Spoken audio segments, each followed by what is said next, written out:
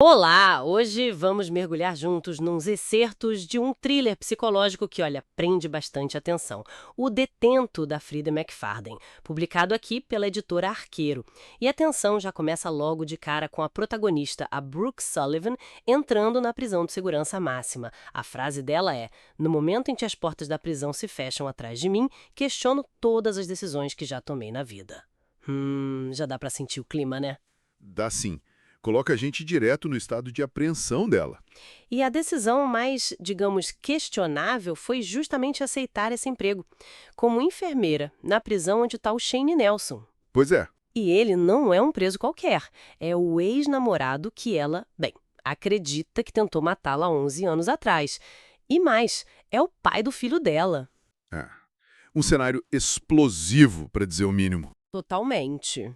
Então, a ideia aqui é explorar um pouco essas camadas, né? O suspense, os jogos psicológicos, as reviravoltas que esses trechos do livro mostram. Vamos lá? Vamos. Mas antes de entrar de cabeça na história da Brooke na prisão, talvez valha uma nota rápida sobre a editora, a Arqueiro. Boa ideia. Então, a Arqueiro é meio que uma herdeira da Sextante, né? E tem uma filosofia que vem lá do fundador, o Geraldo Jordão Pereira. A aposta dele sempre foi em histórias que fisgam o leitor, sabe? Acessíveis, que despertam o prazer de ler, uma missão quase. E publicar um suspense como O Detento, bem intenso, se encaixa nisso. Busca aquele impacto emocional forte. E que impacto! Nossa! Voltando para Brooke, o primeiro dia dela é um choque de realidade mesmo. A descrição da prisão é muito sensorial, né? Corredores longos, mal iluminados, luzes piscando, aquele som das portas trancando. Arrepia. E a interação com o guarda, o agente Benton, logo na entrada, frio, direto, sem chance para formalidade, nem salto alto podia. Já define o tom ali. Exato. Essa descrição do ambiente não é só para criar clima, né? Funciona quase como um espelho do estado interno da Brooke. O lugar é opressivo, claustrofóbico, cheio de regras não ditas, perigos escondidos, igualzinho à situação em que ela se meteu. A hostilidade do lugar reflete a hostilidade da memória dela, né, em relação àquele espaço e, claro, ao Shane. E a colega que a recebe, a Dorothy Kuntz, a enfermeira mais velha. Ela só reforça essa sensação de perigo, né? Os avisos são muito claros, não conta nada pessoal para os detentos, cuidado com manipulação por drogas. Ela até fala que a enfermeira anterior foi presa por tráfico. Credo. Mas o que me pegou mesmo foi a precariedade que o livro mostra. Prontuários em papel, Sério? sem computador na sala de consulta. E a dificuldade para conseguir um colchão especial para um paciente acamado. Nossa, pois é. Essa precariedade é um ponto crucial. Por um lado, mostra a desumanização do sistema prisional, uma realidade bem dura. Mas, na narrativa, isso também aumenta a vulnerabilidade da Brooke, né? Ela tem que lidar não só com os perigos das pessoas, mas com as falhas do sistema.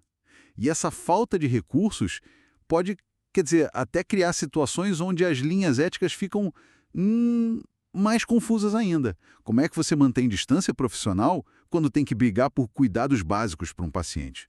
Ou quando a falta de algo, tipo anestesia, pode ser usada num jogo psicológico? É verdade, faz todo sentido. E essa vulnerabilidade não fica só na prisão, né? A vida pessoal da Brooke, que a gente também conhece nesses trechos, é cheia de fragilidades. Mãe solteira do Josh, de 10 anos, voltou para a cidade natal Haker depois que os pais morreram num acidente. E a relação com os pais já era tensa antes por causa do Shane e da gravidez, cortaram relações praticamente. Agora ela está de volta na casa da infância, tentando recomeçar. Mas Haker não parece um lugar seguro, não. O próprio Josh sofreu bullying na outra escola por ser filho de mãe solteira. Coitado. A única ajuda parece ser a Marge, a vizinha que ajuda com o Josh, faz comida. Esse retorno a Haker é fundamental. Não é um recomeço do zero, né? É um mergulho de volta no epicentro do trauma. Todos os fantasmas estão lá esperando. A morte dos pais, apesar de trágica, é o que força ela a encarar o passado que tentou enterrar. E nesse passado está o Timmy Reese, o melhor amigo de infância, que agora é vice-diretor na escola do Josh.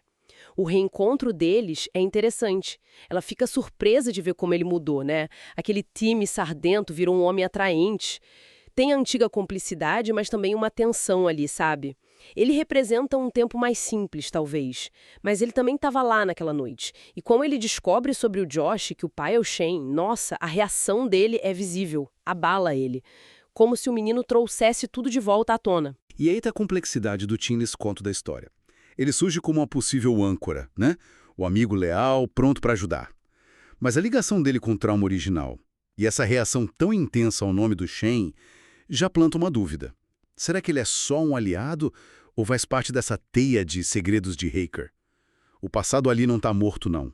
Tá só esperando para ser remexido. E o confronto mais direto com esse passado vem logo. O Shane aparece na enfermaria, ferido, algemado.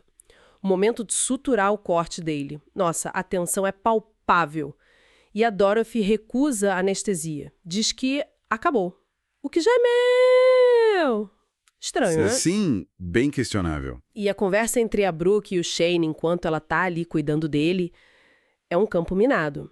Ele nega o crime, acusa o Tim, fala que tirou diploma na prisão, pergunta da vida dela, se ela casou, do filho, até conta que a mãe dele morreu. Ele tá buscando conexão. Ou manipulando. É uma cena muito bem construída para explorar justamente essa ambiguidade do Shane. A recusa da anestesia pela Dorothy coloca Brooke numa posição de poder sobre ele, mas também força uma proximidade física, emocional muito desconfortável para ela. E as palavras do Shane são sinceras ou calculadas? Aquela nota manipulador no prontuário, deixada pela enfermeira anterior, fica pairando ali, né? A autora brinca com a percepção do leitor e da própria Brooke.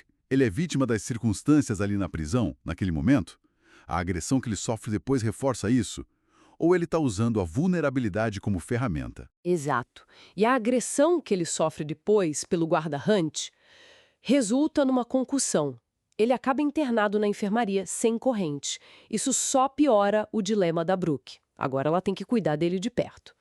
E aí tem aquela troca de palavras sobre o filho dela ter 5 anos na época, o bullying, e ele solta a piada em perna antiga dos ambartacos. Nossa, isso deve ter sido muito perturbador para ela. Cria uma intimidade forçada totalmente indesejada. Essa proximidade física e essas memórias que ele puxa quebram as defesas dela.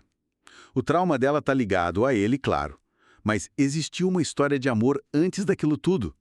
A autora explora essa confusão de sentimentos. Medo, raiva, talvez até uma faísca da antiga ligação. Ou compaixão pela situação dele ali.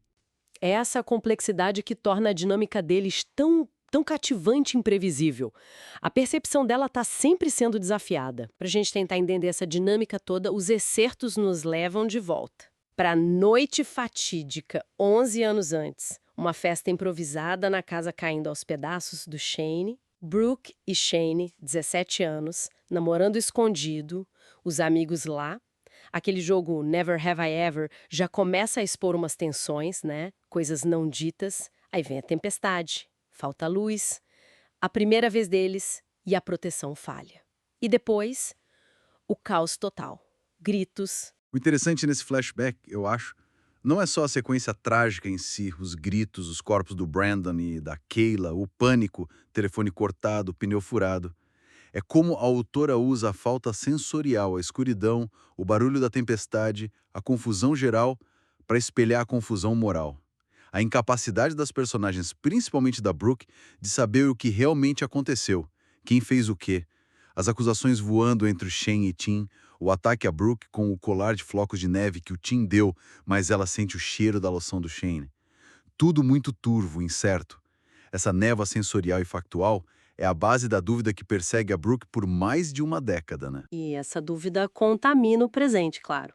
A relação da Brooke com o Tim parece que vai engrenar. Ele vira um apoio, ajuda com o Josh, tem uma cumplicidade crescendo ali. Mas começam a aparecer uns sinais estranhos. O ódio dele pelo Shane parece, sei lá, obsessivo. A reação esquisita ao colar, como se ele não lembrasse da ligação com o ataque, e as mentiras sobre a Kelly Underwood, a empregada de mesa desaparecida. Começa a ficar estranho. São as tais bandeiras vermelhas, né, que a narrativa vai plantando. A fachada de bom rapaz do Tim começa a rachar, bem sutilmente no início. A autora está brincando com as nossas expectativas, que no começo se alinham com as da Brooke. O Tim é o porto seguro, o Shane é o perigo preso, mas a realidade, bem, é bem mais complicada. E que descoberta, meu Deus. O corpo da Kelly aparece no porão do Tim, ele é preso, e aí numa reviravolta daquelas, o Shane é libertado. Imagina o reencontro dele com a Brooke e o primeiro encontro com o Josh. Mas a maior reviravolta mesmo é a Marge, aquela vizinha simpática, boazinha. Essa foi de cair o queixo. Ela é Pamela Nelson, a mãe do Shane, que todo mundo achava que estava morta. E ela revela um plano de vingança, nossa, monstruoso. Orquestrou tudo. Desde forjar a morte dos pais da Brooke, porque o pai da Brooke teve um caso com ela no passado e a abandonou, manipulou a Brooke para voltar para hacker, matou a Kelly para incriminar o Tim e libertar o Shane. E o choque final, ela e o Shane planejaram juntos o massacre original, 11 anos atrás. As figuras de confiança, o Tim, o amigo, a Marge, a avó postiça, eram as fontes do perigo. A extensão da manipulação da Pamela, por mais de uma década, é assustador. Mostra como essa sede de vingança pode consumir uma vida e destruir tantas outras, né? A narrativa mostra de forma brutal como as aparências são construídas para enganar. E como o trauma pode gerar ciclos de violência e engano sem fim. O clímax que os excertos descrevem é no local do massacre original. A Pamela tenta matar a Brooke. E aí acontece uma coisa terrível. O Josh, o menino de 10 anos, causa a queda de um bloco de gelo de uma árvore que mata o Shane. Parece um acidente trágico no meio da confusão. Parece, mas o epílogo, contado pela perspectiva do Josh, revela a verdade mais sombria ainda. Não foi acidente. O Tim, antes de ser preso, manipulou a criança. É pesado. Convenceu o Josh que o Shane era uma ameaça para a mãe e ensinou ele a provocar a queda do gelo.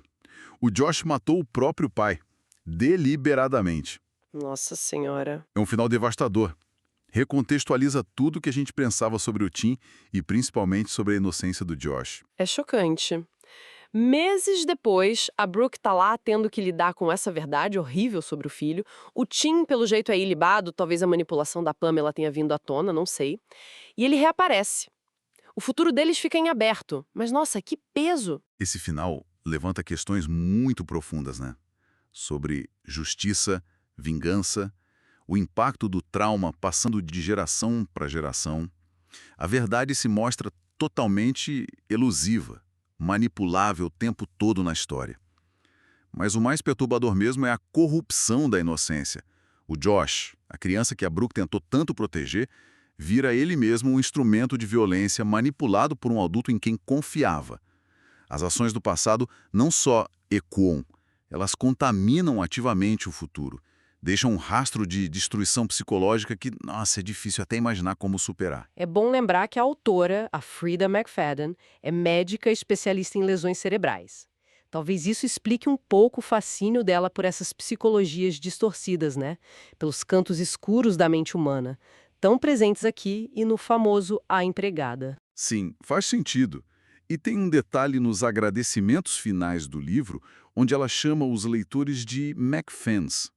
Mostra uma ligação interessante com o público dela, né? Uma comunidade que se forma em torno dessas histórias tão intensas, perturbadoras. Então, o que a gente tira dessa análise dos excertos de O Detento? Fica muito clara essa teia complexa, onde o trauma do passado não só assombra, mas deforma o presente ativamente. As relações são campos minados de segredos, de manipulações. A narrativa desafia a gente o tempo todo a questionar quem é vítima, quem é vilão. Sem dúvida. A história sugere que a realidade é muitas vezes uma questão de perspectiva, né? E essa perspectiva é muito facilmente distorcida por traumas não resolvidos, segredos bem guardados, fachadas. É uma exploração de como a gente filtra informações e forma julgamentos, muitas vezes com base em dados incompletos ou aparências que enganam totalmente. Fica a reflexão sobre a fragilidade da memória e como as narrativas que a gente cria para nós mesmos sobre o nosso passado, sobre as pessoas à nossa volta, podem ser tão poderosas e às vezes tão perigosas quanto a própria realidade.